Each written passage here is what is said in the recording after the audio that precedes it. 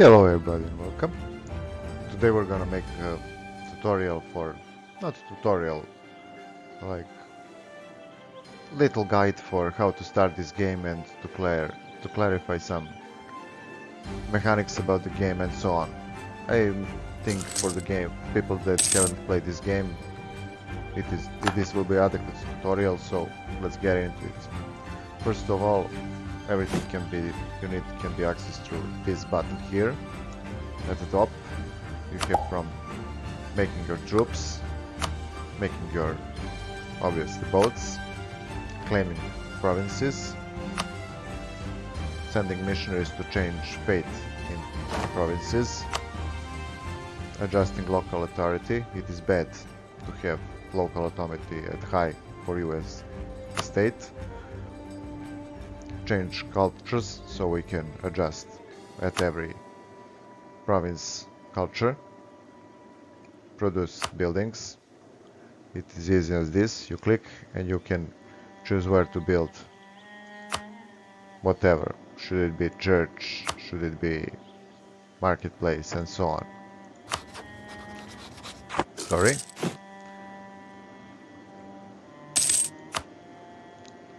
Now this is important part of this menu. You have development of certain provinces. You have administrative, diplomatic, and military power. Every province has it. Besides, it has goods it's produced. It has money for, let's say, maintaining it. It has development, how developed the settlement is. So you want these numbers to go as high as possible. Besides, at every, let's say, 10 or 15 points you put in the settlement, you get one more slot for building. You got, just a second. You get one more slot for building buildings. See, we're gonna pump up this province. And we got new slot, so we can produce some building. Now some buildings require upgrades, and some buildings will require for you to research them. Also, there are few important filters you have. Here you have political, it is basic filter. This means we have occupied some more provinces. Besides that, you can open different filters here in different categories. Everything is quite self-explanatory, but this one is important. There are different cultures, so you would, when you're beginning your conquest, consider attacking these guys first, because it will be easy to deal with them and there will be less rebellion. The larger your state is, the more trouble with rebellion you will have, and you will have to change cultures and religion and so on. Besides that culture, there is religion also, second most important thing. So as you can see, you should move in the main of this in our position at the moment, or we need to change this. And at the moment we only have, I think, one cleric. Now we have 3 missionaries. Nice. Just a second. Now you have other filters, check it out, but that are the two most important filters for the start of the game. In this category are all the rest things you need about your state. Let's start with the court. In the court you will have your ruler. Also he can be military general. Your age, when your hair is sub-being minor, you can also be a leader of the army field, as you can see. Ruler is a general. So our ruler is leading this army field. Every unit can be killed on the battlefield, including your king. So bear that in mind when you're sending them into combat. Here is your court. You can change them. You can also kick them from the court and it will come.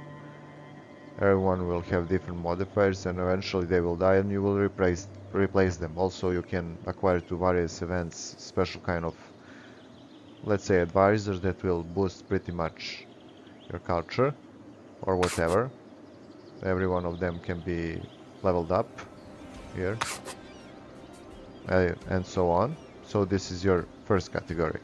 Second is government. Here is your governance. At a certain moment you can do certain reforms and acquire additional benefits, let's say like that. Also you can promote your country from, let's say, we can go to monarchy, but to kingdom and so on. Yes, we would move to kingdom. So, but we don't satisfy conditions at the moment. Next is diplomacy. As you can see, this is our country. This is our ruler. He will give us certain bonuses. This is the various treaties we have with various countries, also our relations and so on. You can click on it any state and it will open it many. Also you can see how our relations are toward the ends and the versa versa. So politics is generally very good in this game. It is not too complex, but it is quite good. AI can cooperate with you and it will provide you even, like, let's say I have a relationship with them that are pretty good at the moment, and they have come with the war versus Turkey with me. And Turkey is, you can see, pretty large country. So depending on how you grow your relations, you can get various kinds of things. So think about that before you start expanding somewhere. This is your economy. As you can see, our balance is terrible at the moment because we are at the war and have plenty of army that drains a lot of resources. There is inflation also. You can reduce it and manipulate also these two policies and so on. Trade. There are different kinds of trade nodes around the world. If you possess one good, if not, you are getting part of their money, let's say per month. But besides that, we have technology tree. Technology this game has, I think, 30 levels. It is adding over time. The more you acquire it, different kind of modifiers, and if you are ahead of your time, like we are here, it will add even more time for you to build it. So as for technology, I would suggest you to keep it balanced, because some things will require you to have some other things for them. Ideas. Now this is the next step of the game. Here you can choose idea from the lists: administrative, diplomatic and military. You can choose only how much? 8 of these ideas. So keep that in mind. You cannot have everything. So let's say we want a exploration idea. We want a humanist idea.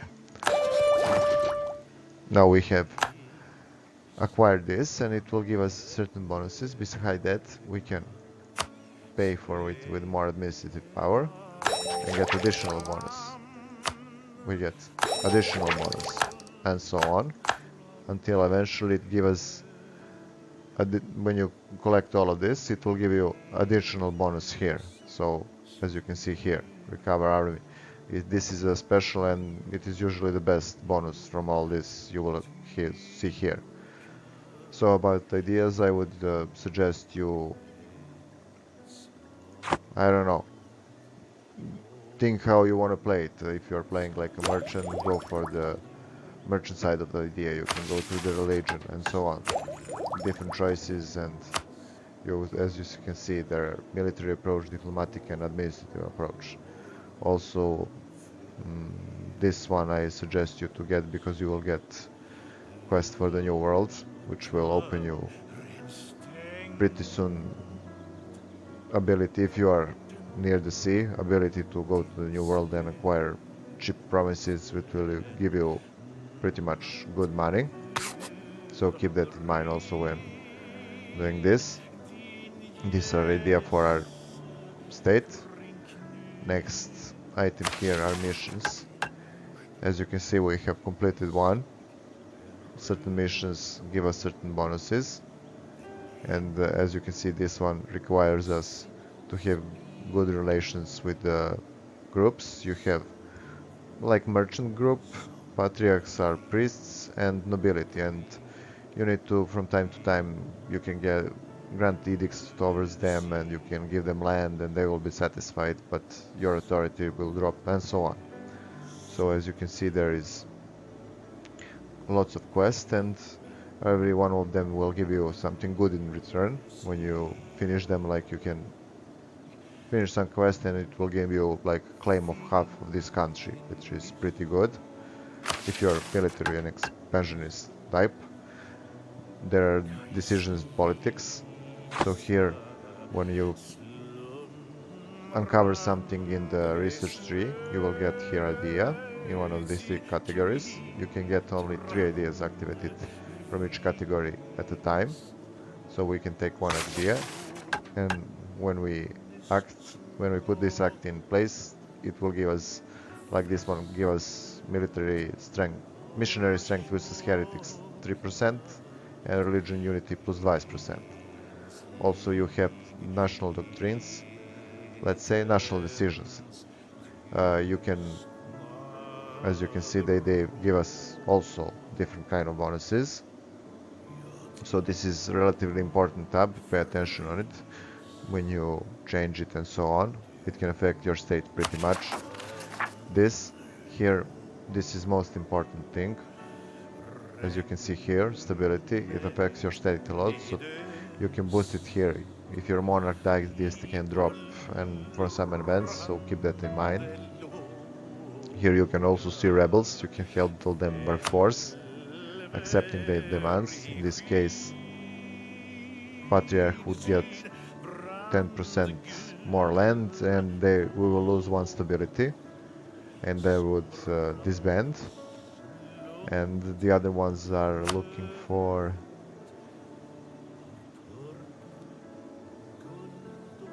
they're not, I don't know, whatever.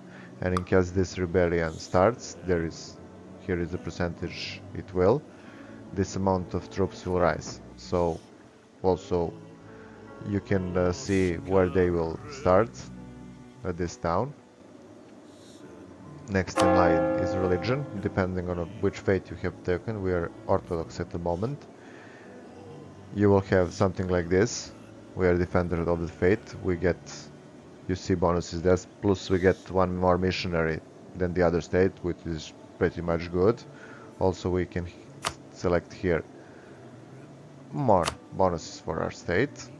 Here is, you can have a list of the provinces you can convert. Also your authority. Military. Here are your units, leaders, and so on. Every unit you can make. You can click on infantry and you can upgrade them like this. And now we have next tier units. Simple as that. Also goes for the naval units. Here are different kind of bonuses, military traditions. You can put your mouse over everything and you will see everything is quite self-explanatory. Now let's see subjects. We don't have any subjects. It would go with for nations that are vassals or something like that. So we cannot open this column at the moment. Estates. Here is where you interact with your population. As you can see, priests, nobility, and merchants. I have granted them land rights, so you see the benefits and minuses we're getting. Also we can click here and add more of it, depending on how you want to play your game. You can see here, so think about it. They give, and it is good if they love you, because the higher they move towards you, the more benefits you will get in return of money, administrative power, military power, religious power, and so on. So keep all of them in mind. Now, These two, as I said, are main buttons. You can access everything through here. Besides that, in the game, we have money, which you can acquire through taxes and so on. You can raise taxes and so on, but you can demand it from other countries and so on. You have manpower. This is the number of people you can use in your armies. Also, when you are people, like, let's say we have here 205,070 soldiers, and they're in the unit should contain 1,000 soldiers, so we're missing soldiers here. When they are replenished, they will pull units from this pool, so this goes also for the reinforcements of your troops, so keep that in mind. Don't spend everything, because later on, if you are in the little bit longer fight, you won't be able to replenish your units. Besides, same goes for the sailors. Obviously, you have navy. You can build if you have port cities, you can build different kind of navies, also ships, sorry. Also, you can build this one for them to transfer your troops. I think one of these guys can transport one unit at the moment. It doesn't matter whether it's cannon or infantry troop. So you need like 5 or 10 of them to, and also you need a good protection. Also, when you're in the combat with the navy, there is always a chance you can capture enemy ships. So it is a good idea to think what kind of ships you want to bring. You capture some enemy ships, and over time your navy can be grown pretty much fast, because you will be capturing enemy ships. It is much easier to capture it and repair it than to produce it. There's a lot of time to build a ship, especially large ships. Stability, as we talked, is good to have at level 3 at all times. Keep that in mind. As you can see, it is one of the major resources.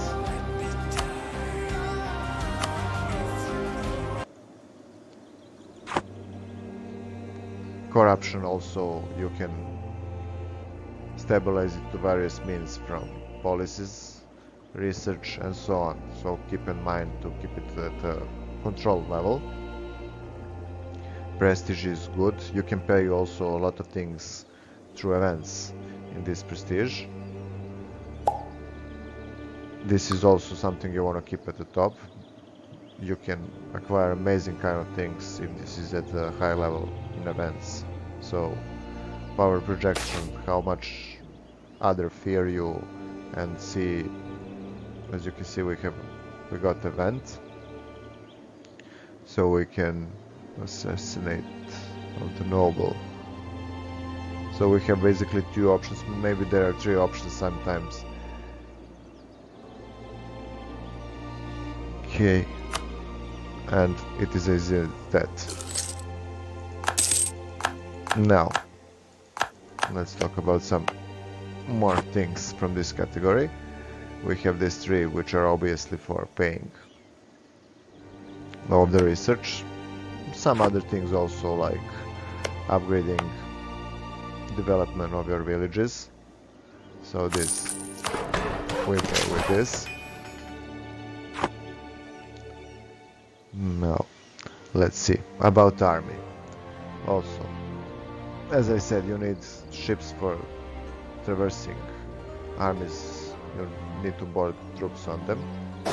Every army can be moved simply as like that. They will seek the shortest way. You can press key button shift and move through regions and make a path you want to make. Sometimes you won't be able to pass through some area, especially if there's a fort blocking your way in a neighboring province.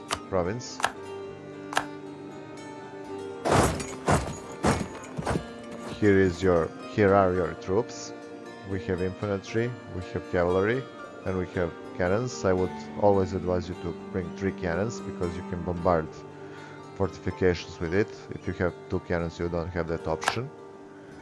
Also, as you can see here, ratio which I use for my armies. This is, if I need a large army, I unite two of armies like this. So this is ratio which I found good. Also, as you can see, there are certain characteristics which every unit possess, like shock and so on.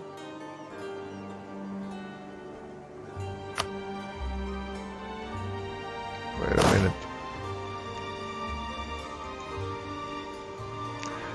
Also, every unit, which is a nice thing, has addition to, in terms of historical names, it has, they put an effort to research local histories and so on, so it is a very good addition to this game. So all you need is for you to go to war, go to diplomacy menu, declare war on someone. It is also good thing to have core on their province when you start the war, because you will, as you see, first column, 25% of aggressive expansion. It is very important to have low number in it. As you can see here, we can show superiority, but we will have 75%, and the higher this percent, it affects relations with everybody around you, so you can find yourself like as being seen by the others as expansionist force, and they will gang up to silence you, so be very careful to not to overexpand and so on. Try to have cores. Making cores is very easy. All you have to do is pick a neighboring country, so neighboring country to your territory, neighboring territory, go at diplomacy, and well, let's say here we want to go with Venice. First thing we want to, just give me a second please. Now we want to go to covert options and we want to build a spy network. So they will start building the spy network. As you can see, in Hungary we have, this number is red because he has been discovered. We're gonna pull him back. He can be killed also. So in Hungary we have 42%. We can do this. Fabricate claim and choose neighboring territory where we don't have claims. And now we have claim on their territory also. You see, we have fabricated claim. And we have again Casus Belli versus Hungary. So, and also when we are negotiating with the peace, here you see we are winning a war with Turkey, and we are winning at the war at the moment. This is the war score. The higher the more you can demand at the moment. If you want to make peace, click here, and we can demand now territories. And if we have core on some territory, it will cost us a little bit of war score. And if we don't, and also depends on how province much is developed. And if you can't, I would suggest you to try to win 100% of the war score. You can demand pretty much, and it is better to do it, to take large amount of land for someone and then chill for like half of a year or something, than to go to war with a few more people around you, because you are attacking in short intervals and taking a little bit of chunks of a country. So keep that in mind when you're expecting. Also, you can go to diplomacy. Besides that, you can do various kinds of action from alliance action. We have alliance with them. We can also get mercenaries, but they are very expensive in terms of cash, so keep that in mind. I will make a video about how to cheat in this game, so check it out if you're finding this game hard in terms of lacking cash, because I did at the start. Also, you can make states, like we can proclaim also guarantee of some state. We can say like we're saying if someone attacks them, we're gonna go to war because we say they are sovereign state, and so on. We have relation actions. We can send one of our diplomats, he is free. let's say to Hungary, one will improve relations, and he will stay there for some time and improve relations to a certain amount of points. Every country you interact has opinion about you, also you have opinion about them. Now you have also royal marriages. They will bind you to countries and give you different kind of bonuses in terms of legitimacy and so on. Convert ops, as we discussed. You can also steal maps, do various kinds of sabotage and so on, briberies, economy actions, as you can see. You can do also a lot of you have a large amount of options for interacting with other countries. It is amazing. And we have what is favors. Yeah, we can do trade favors, so we can go even into war for favors.